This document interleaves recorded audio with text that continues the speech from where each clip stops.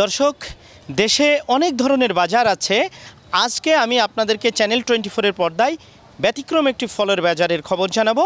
এই ফলের বাজার চুয়াডাঙ্গা জেলার জীবননগর উপজেলায়। আপনারা জানেন দেশের দক্ষিণ পশ্চিমের এই জেলা চুয়াডাঙ্গা, এবং এই জেলাতে 12 মাস সব ধরনের ফল ফুল সবজি চাষ হয়। তো এই বিভিন্ন ধরনের যে ফল চুয়াডাঙ্গাতে উৎপাদন হয়, সেই ফল বিক্রিকে কেন্দ্র করে গড়ে উঠেছে এই ফলের বাজার। জীবননগর উপজেলার পেয়ারাতলায় আপনারা দেখছেন এখানে প্রায় 50টির উপরে ফলের আড়ত আছে। আপনারা দেখছেন চাষি ফল ভাণ্ডার, মক্কা ফল ভাণ্ডার, হাসাদহ ফল ভাণ্ডার, আন্দোলবাড়িয়া ফল ভাণ্ডার, বিসমিল্লা ফল ভাণ্ডার, মামা ভাগ্নে ফল ভাণ্ডার, লাল সবুজ ফল ভাণ্ডার। এদিকে আছে 4 স্টার ফল ভাণ্ডার, ফোর স্টার ফল ভাণ্ডার। আসলে বিভিন্ন নামে এই ফলের দোকানগুলো করেছে এই জায়গার ব্যবসায়ীরা, এবং এখানে যারা ব্যবসা করেন তারা বলছেন যে এটি ব্যতিক্রমী একটি ফলের বাজার, এবং এই অঞ্চলের অর্থাৎ দেশের দক্ষিণ পশ্চিম অঞ্চলের সবচেয়ে বড় ফলের মুখামেটি।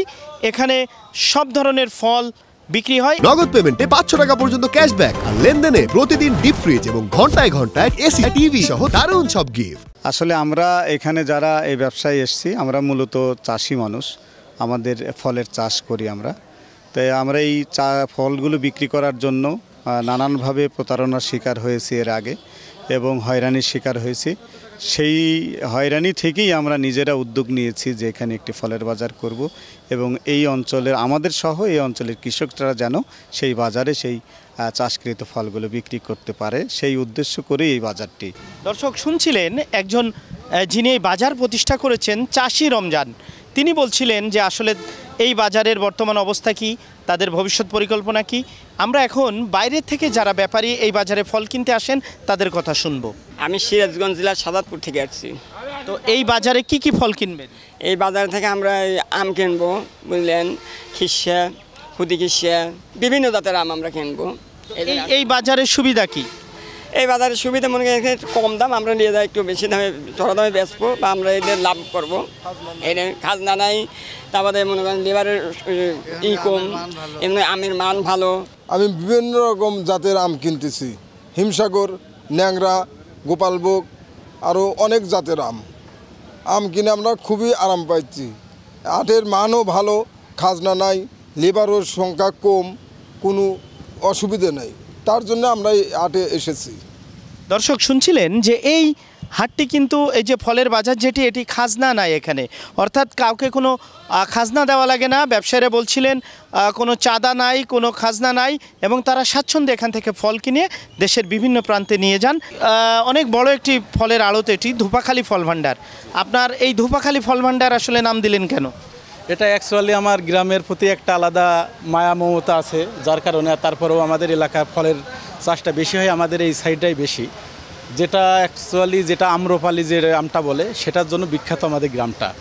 এবং সেই গ্রামের আমটা মানুষ এই ধোপাখালী গ্রামের নাম শুনে, এবং তার প্রতি একটু সবাই একটু এর প্রতি একটা দুর্বলতা ভাব আছে, যার জন্য এই নামটা দিয়েছি আর কি। দর্শক, এই বাজারে সরাসরি ফল বিক্রি করতে আসেন এলাকার চাষিরা। তো দুজন চাষি আমাদের সাথে আছেন, আমরা তাদের সাথে কথা বলবো।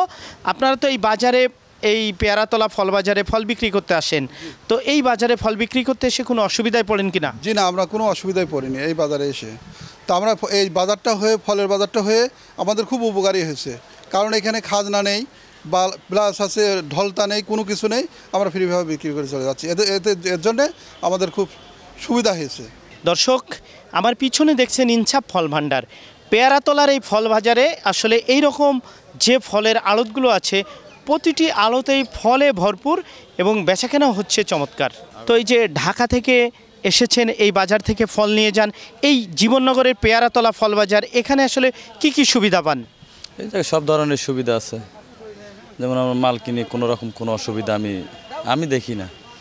মানে সব ধরনের সুবিধাই পাই আমরা, থাকা খাওয়া থেকে শুরু করে, মানে সব ধরনের সুবিধা আছে এই জায়গায়। দর্শক, প্রতিদিন এই পেয়ারাতলা ফল বাজার থেকে এভাবেই ট্রাকে ফল ভর্তি হয়ে চলে যায় দেশের বিভিন্ন প্রান্তে।